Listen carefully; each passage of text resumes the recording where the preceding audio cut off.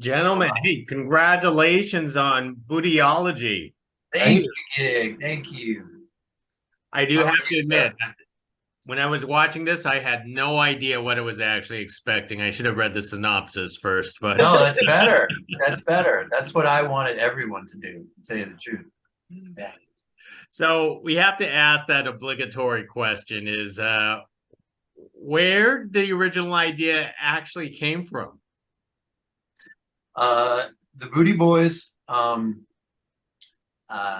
came on my radar because I was friends with Chris and Spencer and have been for over 20 years. And when they were performing back in the early days, they were fantastic, and I thought they were hilarious. And I sort of, filed that away at the time, and then flash forward 20 years, we were presented with an opportunity to sort of tell a story and reflect on that journey, and that's what we did. Chris, Spencer, tell us about this Booty Boys. Well, the Booty Boys, started. We it just started. You can tell my story. I heard a song. Well, I'll just tell the story. Yeah. I'll Why come am I back going to to tell the your story. story? Yeah, don't tell. It's my truth. Then you tell my story. Okay. So I'll tell Gig's story. Okay. It started the original the core of the Booty Boys. The original thing came from I heard a song on the radio, and I'll just call it out. It's called The Dip, and I put my hand up on my hip, on your hip, right? You know that song. I heard that, and I was Any more?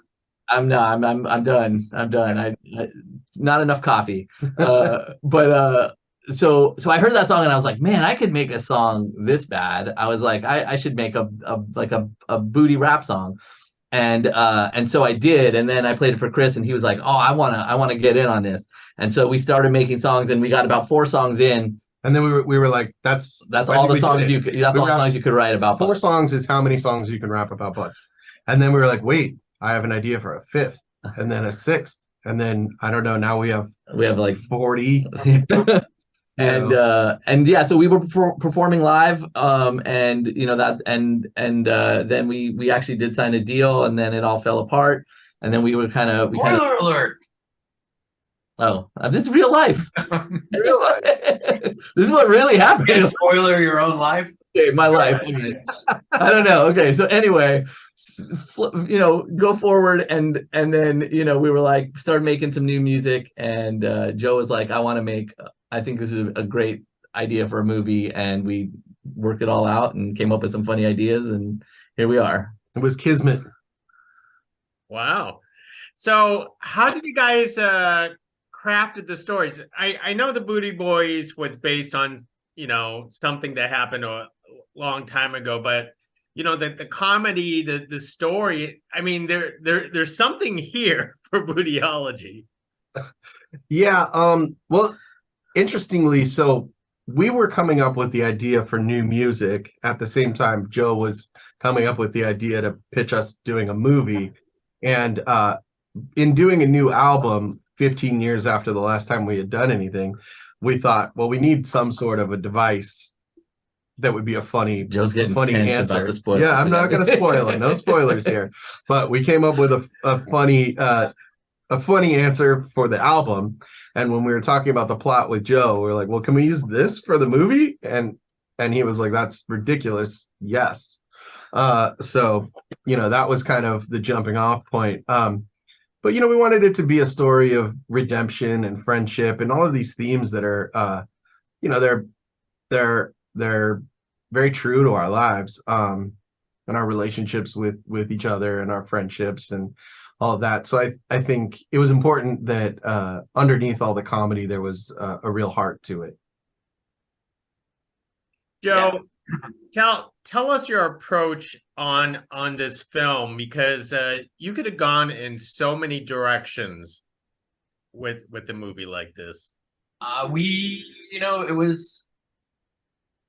It really did, not to get too sheesh about it. There really was something organic about what was happening, because it's sort of the original motto was, okay, hip hop's Final Tap. And we kind of structured it around heavy improv and sort of structured questions that would hit plot points, but in putting it together, you know, things would lead you simply by the answers people were getting or were giving, and they kind of walked us down the line, and there was a lot of, you know, the sort of the art imitating life. I won't go so far as to call Bootyology art, but there were things imitating life where, you know, you just, because it is about their lives that couldn't be ignored, should be addressed, and it was hilarious at times and emotional at times, but the movie always sort of found its own way. Basically, we just got really lucky, Gabe. So how did you guys come into the decision to make this sort of a documentary style type of film instead? I was looking at both constraints. COVID constraints was a real thing of keeping something small. I knew that we had so much source material to use that it just seemed, plus so much comedic talent at our fingertips, that it seemed like the best format. Yeah, and we were able to get so many, you know, when we pitched to all these people that we used to perform with, like Megan Duffy, who is, you know, an accomplished actress, Queen Booty Tifa. And you know, a lot of the other people that we performed with, they all were down. Like everyone was really excited to take part in it, and so, you know, I think that just kind of helped sort of form the thing, and everyone was really creative and collaborative. And I think what Joe's saying is the way it sort of came together. We worked with these really amazing improv actors. Andy Kindler's super funny comedian. Dave Tooney's like an amazing improv actor. Same with Robert Mafia, Danny O'Reilly, Megan Duffy, who's Queen Booty Tifa. All of these people are just such gifted improvisational actors that Alicia Young. Alicia Young, like, just, you know, the whole cast was just really well ready and willing to just dive right in and get crazy with us. So we were very lucky in that way, and it just felt like the right format. And yeah, and Brian Austin Green was hilarious. Austin Green, very funny, good improver, really nice guy. Like, we just got very lucky, and we're really happy it came together. I know I wasn't expecting Brian Austin Green. I didn't know how you guys actually pulled that one off. If he just didn't have anything to do with that day or something. It was both, I think. Yeah, it was. I don't know what we can say. We can say, right? Like, well, yeah. So it started sort of like we thought, who would be a funny person for the Booty Boys is like idol to be, and we're like, Brian Austin Green would be pretty funny. Like, he had that hip hop record, and we're like, that's funny. Anyway, just kind of shelved that, and then he ended up. We heard that he was dating Sharna, who's a dancer on Dancing with the Stars, and we produce music for Dancing with the Stars. So we had that relationship with her, and we said, do you think Brian would do this? And she said, no. And we went, okay, well, cool. But then they actually ended up being on Dancing with the Stars together. So he was around, he was in the world, and we brought it up again. She played him an early trailer we had done, and he thought it was really funny, and he was like, let's do this. And we're like, we're not going to look a gift horse in the mouth. Yeah, the day he got kicked off of Dancing with the Stars, the next day he was like, hey, I'm available right now. Yeah. And that was it. Like, we got him right then, and we shot that day. Yeah, he's awesome. That is pretty cool. Joe, could you so much improv in this film. How did you want to direct everybody in this case? I mean, did you sometimes have to throw the script out the window and just let them go?